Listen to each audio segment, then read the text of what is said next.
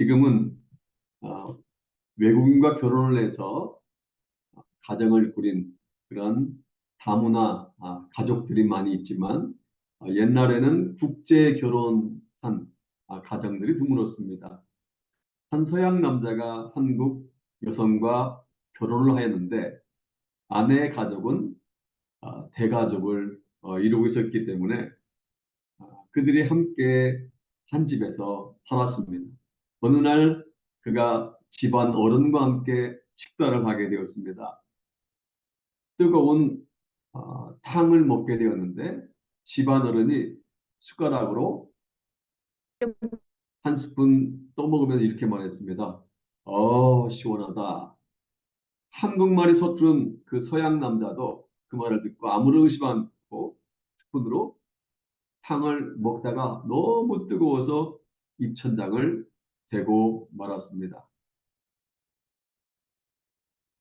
어느 날 공중 목욕탕에 가게 되었는데 그 탕 안에는 목욕탕 안에는 바로 탕을 함께 드셨던 그 집안 어른이 계셨습니다. 서양 남자는 탕 안에 물이 어떤 상태인지 몰라서 어정쩡하게 있는데 집안 어른이 이렇게 말하는 것이었습니다. 시원하다. 그럼 그 노인의 말을 듣고 무심코 그냥 그 탕 안에 풍덩 뛰어들었다가 너무 뜨거워서 후다닥 탕 밖으로 뛰어나왔습니다. 그 바람에 넘어지면서 코피가 터졌는데 그 자신의 코를 움켜잡고 이렇게 말했다고 합니다. 저 XX 여전히 변하지 않았네. 한국에서 노인을 믿으면 진짜 큰 코 다칩니다. 이야기는 한국말에 숨겨진 깊은 의미를 제대로 깨닫지 못한 외국인의 에피소드이지만 서양 남자가 외친 이 여전이란 단어가 사실 귀에 들어옵니다. 우리가 여전이란 말을 자주 사용하고 있는데 네이버 사전에서 제가 찾아보니까 이렇게 되어 있습니다. 전과 같이, 전과 같이. 비슷한 말이 변함없이 한결같이라는 단어입니다. 몇 가지 한번 예를 들어보겠습니다.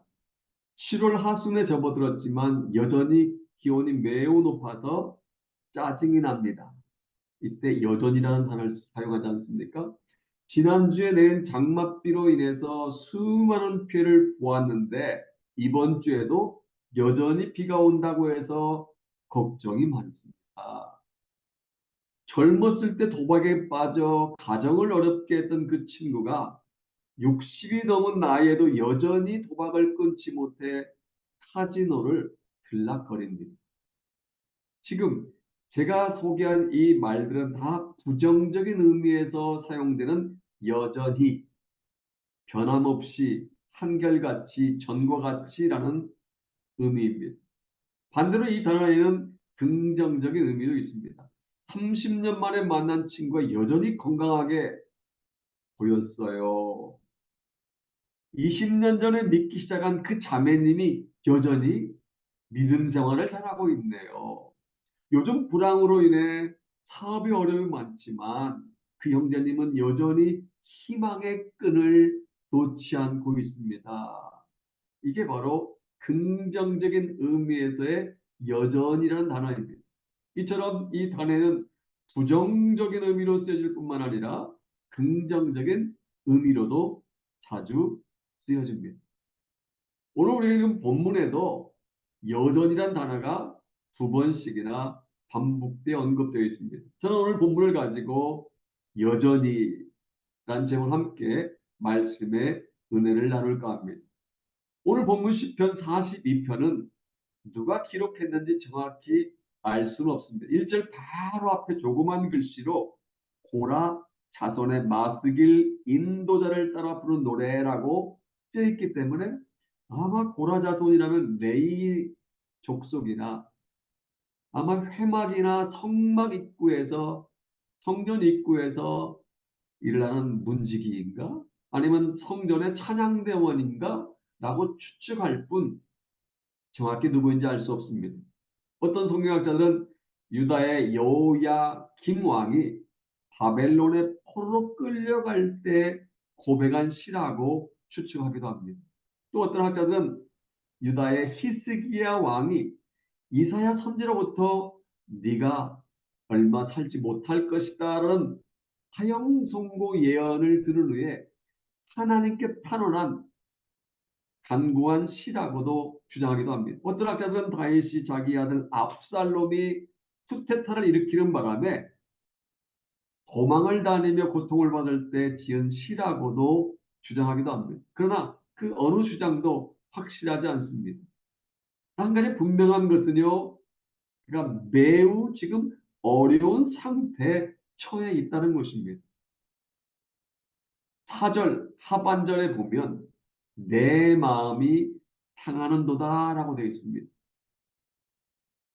또한 5절 상반절과 11절 상반절에 보면 내 영혼아 네가 어찌하여 낙심하여 어찌하여 내 속에서 불안해하니 두 번씩이나 반복되는 것을 보면 지금 그의 마음이 너무 고통이 심해서 주체하지 못할 정도라는 것을 알 수 있습니다.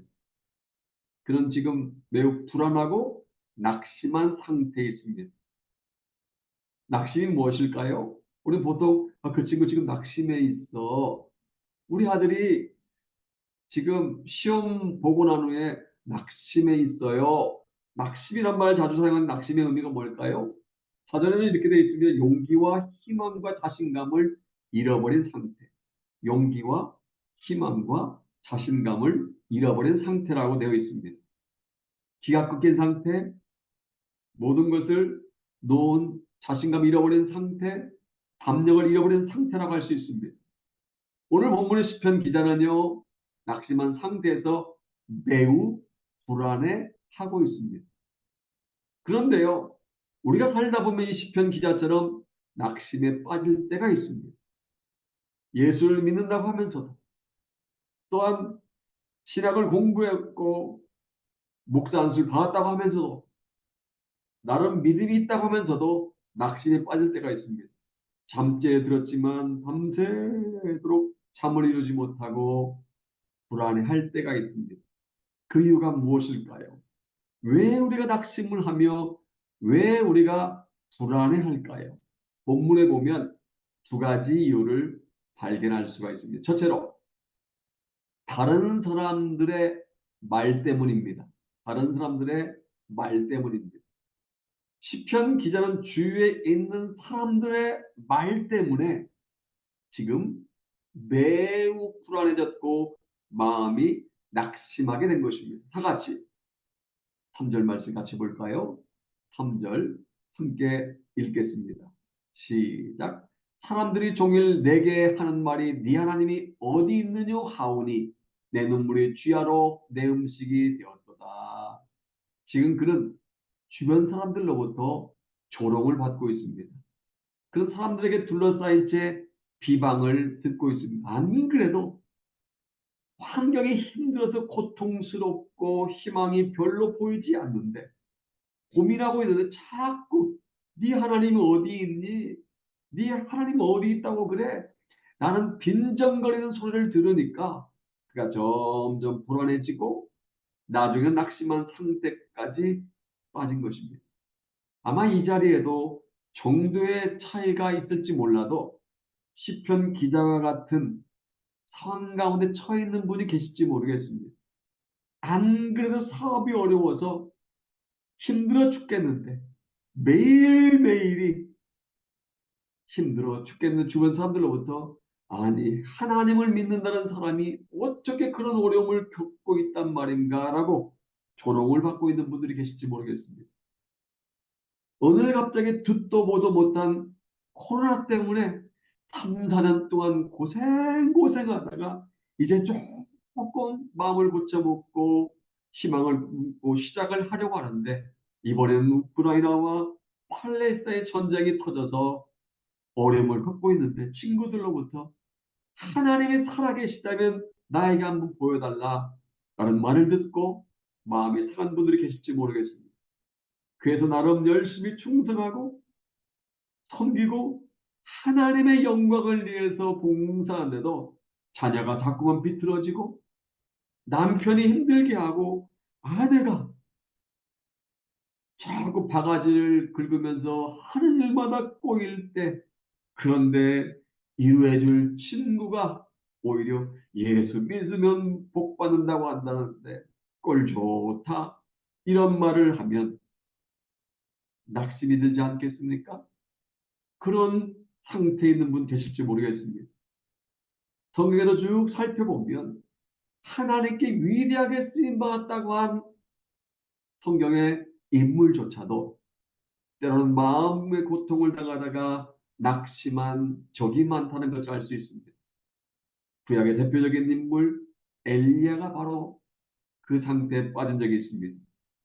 열왕기상 19장 4절을 보면 여호와의 넉넉하오니 지금 내 생명을 거두시옵소서라고 언급하고 있는 걸 보면 그는 매우 지금 큰 어려움에 처해 있습니다. 생명을 거둬달라고, 차라리 죽여달라고 할 만큼 어려움에 처해 있습니다.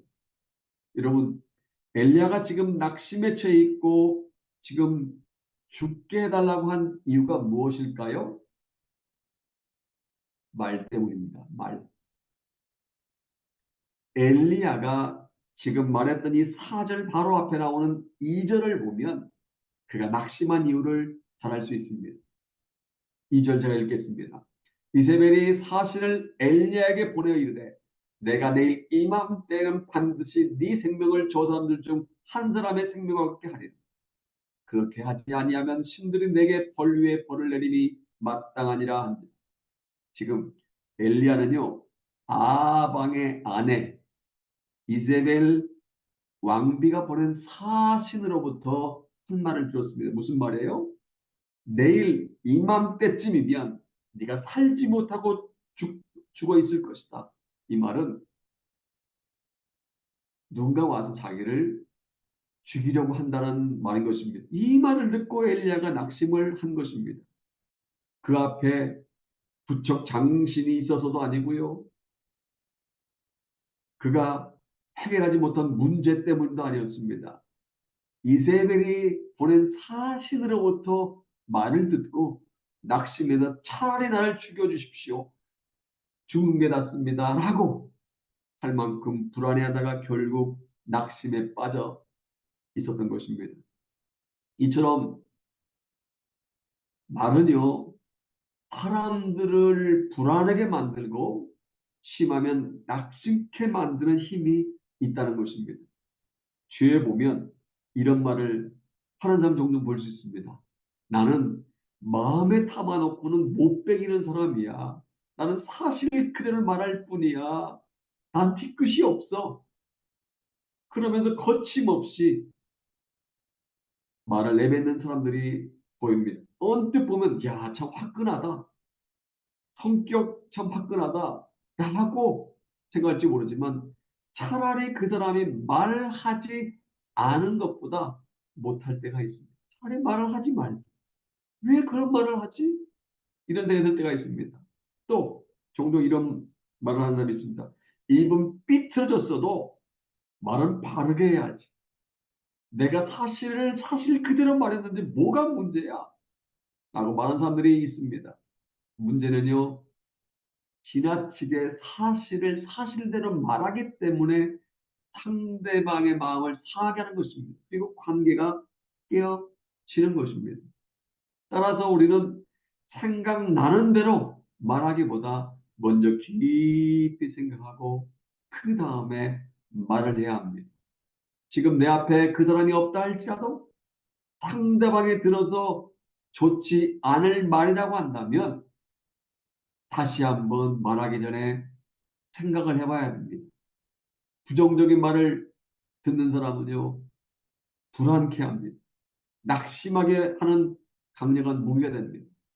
반면에 긍정적인 말, 사람을 위로하고 사람을 격려하고 낙심한 자를 다시 살리는 강력한 도가 됩니다.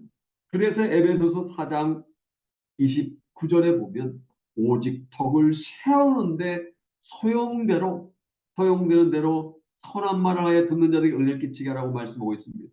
이 말씀에 의하면 성도는요 오직 덕을 세우는 말을 하라고 합니다. 선한 말로 은혜를 끼치라고 합니다. 그러므로 다른 사람을 낙심케 하는 부정적인 말을 하지 않기를 소원합니다. 오직 덕을 세우는 선한 말을 하여 낙심한 사람을 일으켜 세워주는 저와 여러분 되기를 소원합니다.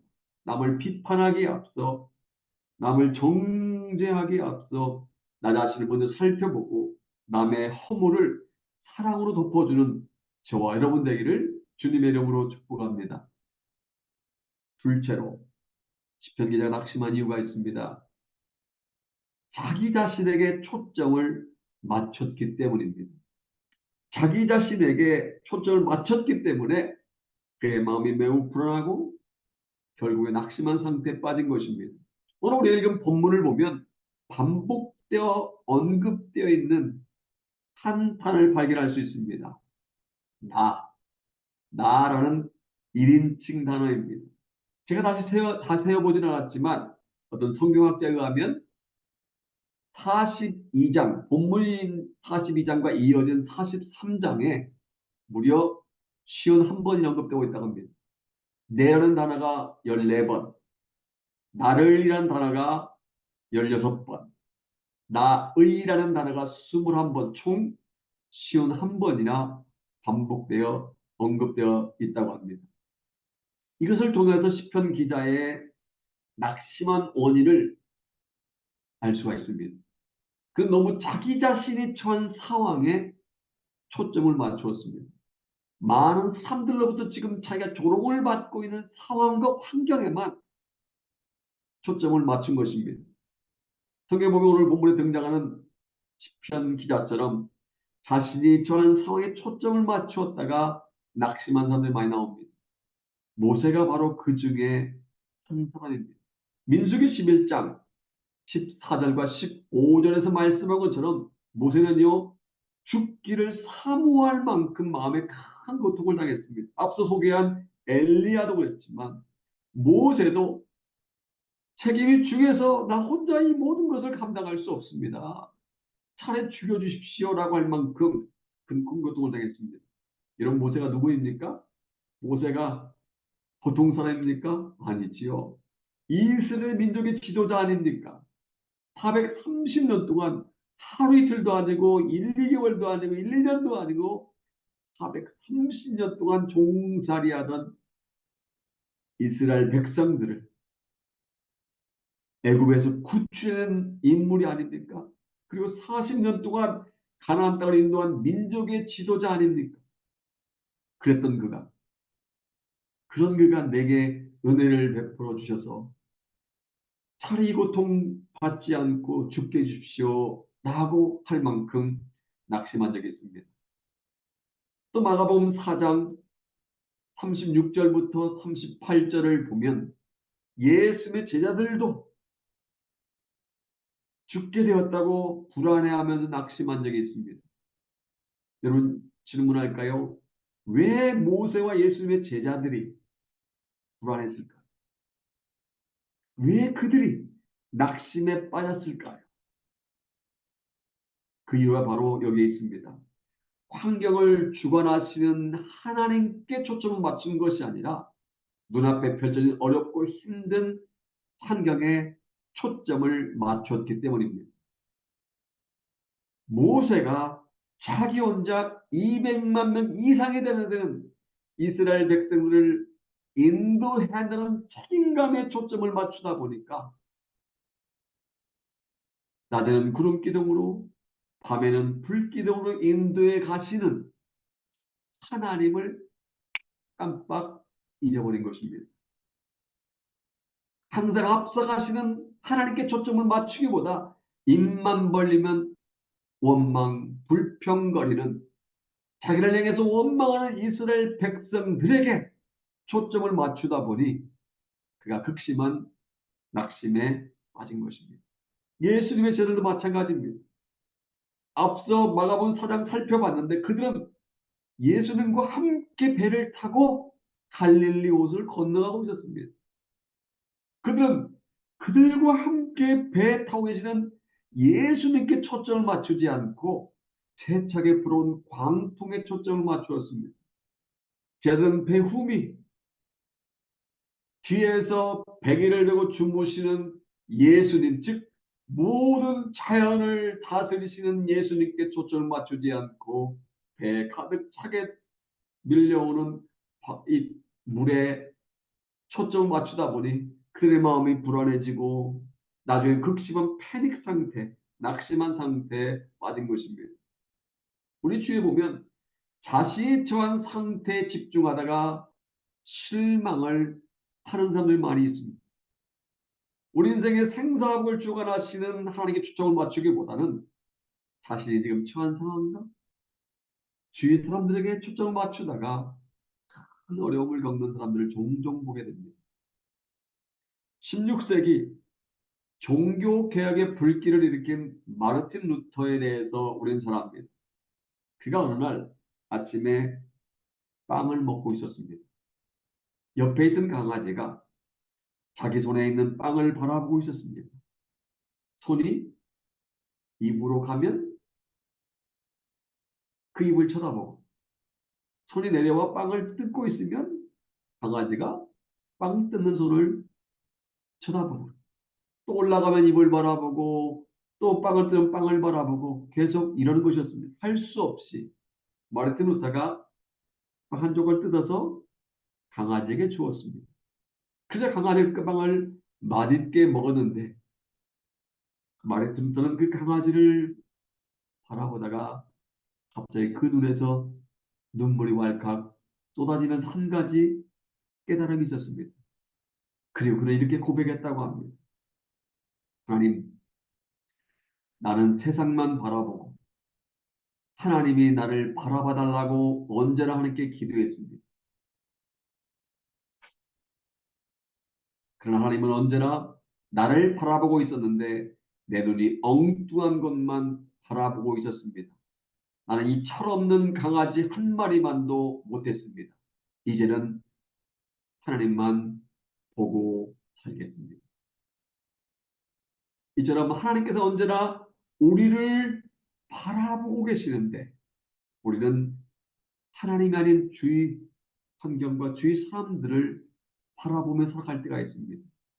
하나님께서 세상 끝날까지 우리를 인도해 가신다고 하는데 우리 인도해 가시는 하나님이 아닌 옆에 있는 사람들에게 신경을 쓸 때가 있습니다.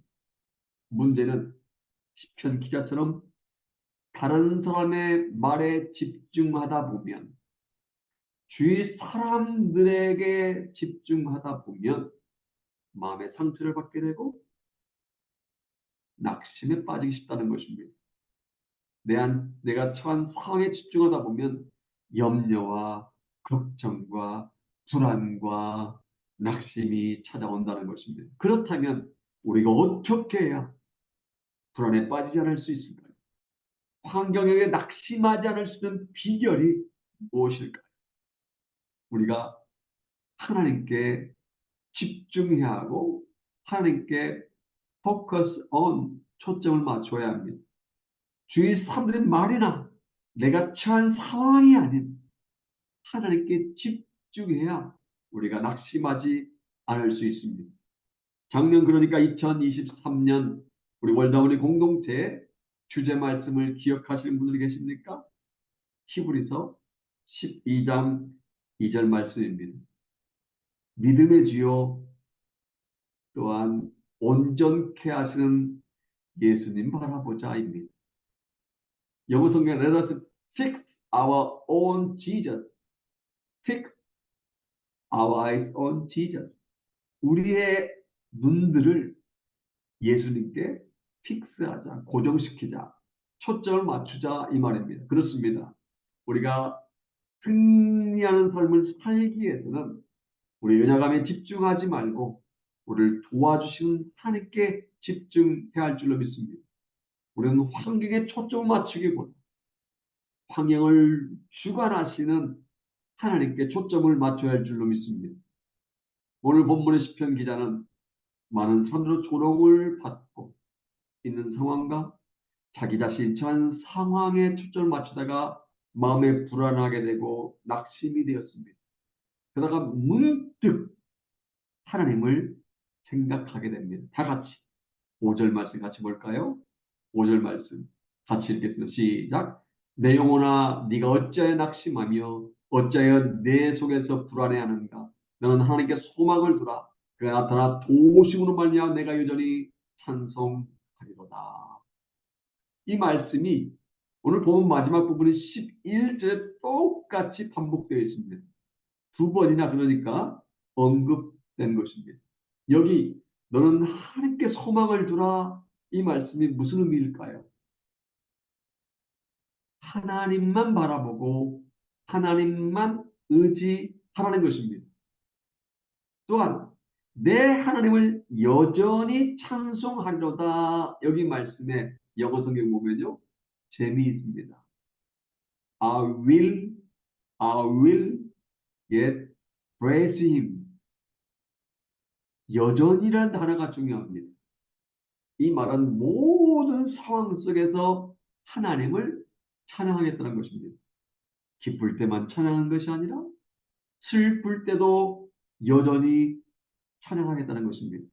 자네가 착해서 잘 공부도 하고 남편의 사업이 잘 되어 있을 때뿐만 아니라 아이가 말썽을 일으킨다 할지라도 사업에 어려움이 있다 할지라도 나는 여전히 하나님을 찬송하겠다는 것입니다. 잘 풀릴 때뿐만 아니라 건강이 나빠지고 하는 일마다 안 된다 할지라도 사업이 부도가 나서 어려움이 있다 할지라도 몸이 약해져 있다 할지라도 여전히 하나님을 찬양하겠다는 것입니다. 저는 시편 기자의 이 고백이 저와 여러분들의 고백되기를 소원합니다. 항상 하나님께 소망을 두고 모든 상황 속에서 여전히 하나님을 찬양한 저와 여러분 되시기를 소원합니다.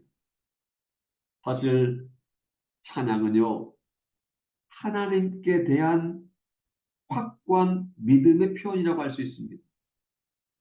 확고한 믿음이 없으면 고통의 순간에 찬양할 수 없습니다.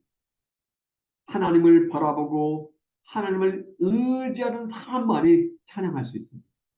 더 놀라운 것은요, 하나님을 찬양하는 사람에게는 두려움이 물러가고 평강이 찾아온다는 것입니다. 당장 힘들고 어렵고 불안과 공포와 염려 가운데 있던 사람이 의도적으로 하나님을 찬양하고 입술로 고백하며 곡조 있는 고백을 드릴 때 하나님께 주시는 평강이 우리에게 온다는 것입니다. 그리고 하나님을 찬양할 때 하나님의 손길을 체험하게 되고 놀라운 역사가 일어난다는 것입니다.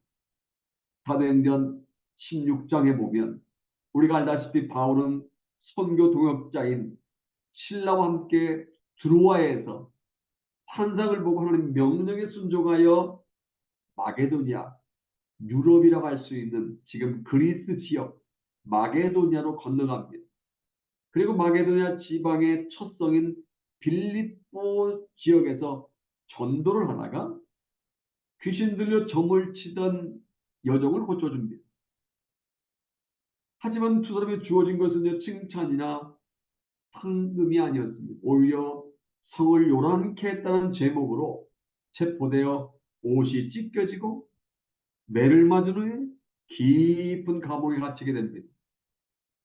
그 감옥에조차도 자유롭게 움직일 수 있는 것이 아니었습니다. 그런데 양발에는 꼼짝하지 못하도록 착고가 채워져 벽에 고정시켜 놓았기 때문에 조금만 움직여도 발목을 파고드는 고통 때문에 어려움이 있었습니다. 바울과 실라는요, 복음을 전파하다가 이렇게 어려움을 당한 것입니다. 그 성경 어디에도 사도 바울이 로마 관리들에게 불평했다. 자신의 저지를 비관했다. 하나님을 원망했다라는 내용을 찾아볼 수가 없습니다. 이런 상황에서 충분히 하나님 왜 우리를 마게도냐로 건너와서 이 지경이 이 꼴이 되게 하십니까? 라고 원망할 수 있었지만 바울은 하나님을 원망하지 않았습니다.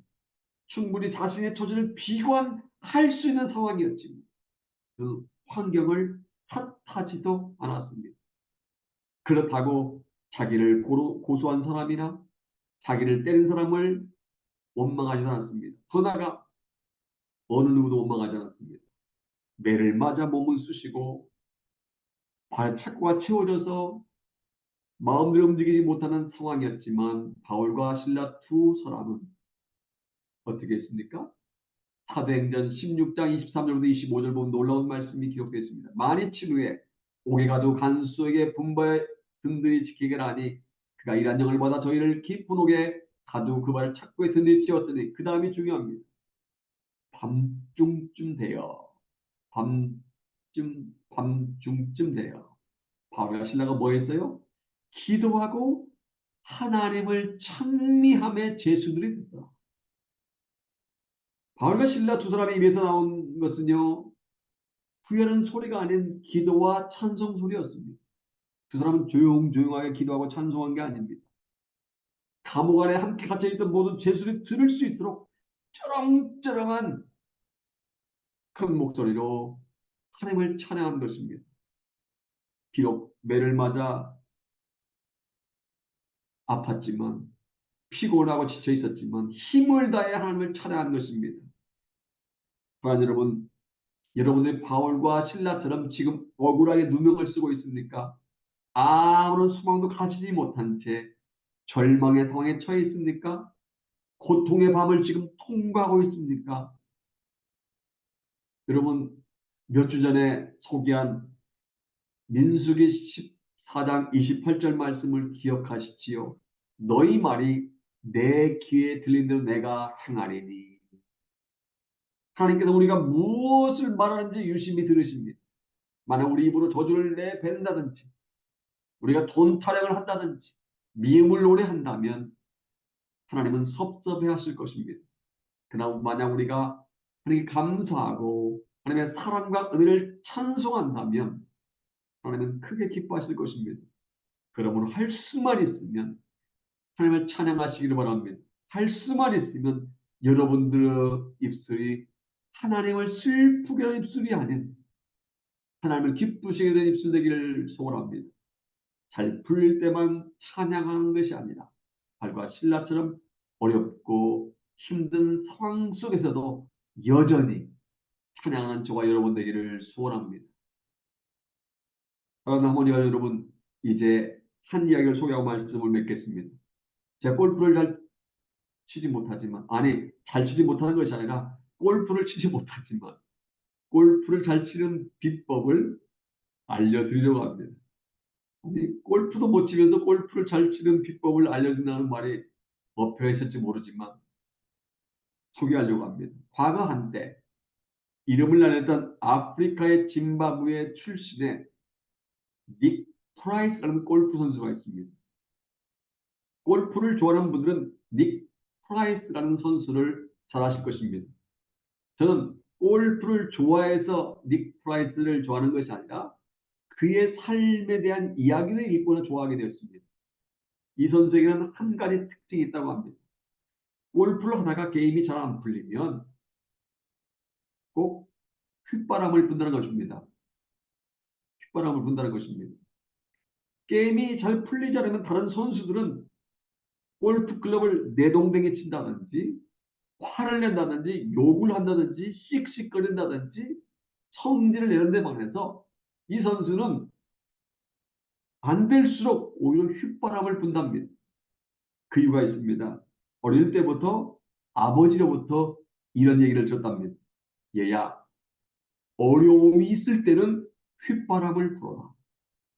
얘야, 어려움이 있을 때는 휘바람을 불어라. 어릴 때부터 이렇게 훈련받고 교육받은 닉 프라이스는 성장해서도 위기 때마다 골프를 치다가 어려움이 있으면 난관이 부딪히면 자기 생각대로 안 되면 버릇이 생겨서 습관이 됐기 때문에 휘바람을 분다고 합니다. 그러다 보니 닉 프라이스 선수는 슬럼프가 없는 게임을 하는 선수로 유명합니다. 경기가 잘 안 풀려도 쉽게 이겨낸다고 합니다. 그런 고난과 역경과 슬럼프를 노래를 통해서 극복하는 법을 배웠기 때문입니다. 저는요, 노래한 골프 선수, 휘파람을 부는 골프 선수 닉 프라이스를 좀 배웠으면 좋겠습니다. 역경이 왔을 때 원망 대신에 의도적으로 그 역경 중에서도 노래했으면 좋겠습니다. 특별히 고난 닥쳤을 때 불평이 나오려고 하면 의도적으로라도 찬송하시기를 바랍니다.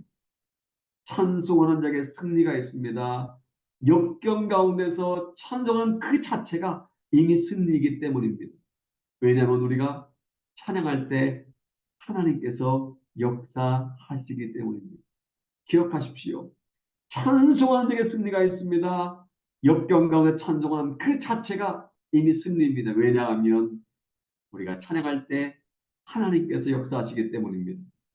앞서 언급한 빌립보 감옥에 갇혀있던 바울과 실라가 하나님께 기도하고 찬양하자 어떤 일이 일어난 줄 아십니까? 사도행전 16장 26절 다 같이 보겠습니다. 함께 읽습니다. 이에 큰 진이 나서 옥토가 움직이고 문이 다 열리며 모든 사람의 메인 것이 다 벗어진지라. 이 말씀 그대로 놔두세요. 이에란 말씀이 어떤 말씀 이후에 진행된지 아십니까? 밤중쯤 되며 바울과 실라가 기도하고 찬송함에 제술이 듣더라. 이에 이렇게 연결되는 것입니다. 다시 말씀드립니다. 밤중쯤 되매 바울과 실라가 기도하고 찬송함에 제술이 다 듣더라. 이에 무슨 말씀인지 이해가 되시죠? 옥토가 움직이고 문이 다 한 문만 열린 것이 아니라 모든 문이 다 열리고 모든 사람의 메인 것이 다 벗어졌다는 것입니다. 할렐루야.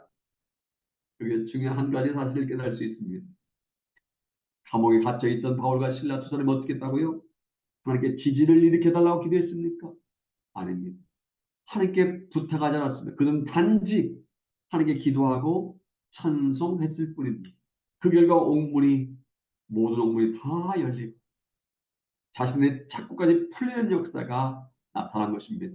깊은 감옥에 갇혀 절망적인 상태에서 빠졌던 바울이 찬양을 통해 하나님의 손길을 하나님이 일으켜주신 기적을 체험하게 된 것입니다. 이처럼 찬양에는 문제의 착고를 푸는 능력이 있는 줄로 믿습니다. 찬양에는 절망의 옥문을 활짝 열어 제치는 능력이 있는 줄 믿습니다. 우리 하나님을 찬양할 때 하나님의 능력이 나타나고 우리가 하나님을 찬양할 때 기적이 일어나는 줄로 믿습니다. 우리가 살다 보면 어려움을 겪을 수 있습니다. 이것은 믿지 않는 사람이나 믿는 사람이나 믿은 지 얼마 안 된 사람이나 믿은 지 오래된 사람이나 평신도나 목회자나 다 누구나 겪는 어려움이 있을 수 있습니다. 그리고 절망의 순간에 다 있습니다. 아, 내가 이렇게 살아서 뭐, 왜 내 인생이 이럴까? 다른 목사들은 안 그런데 왜 나는 이럴까? 그런데 기억하십시오. 나만 우리 가정만 겪는 고통이 아니라는 사실입니다.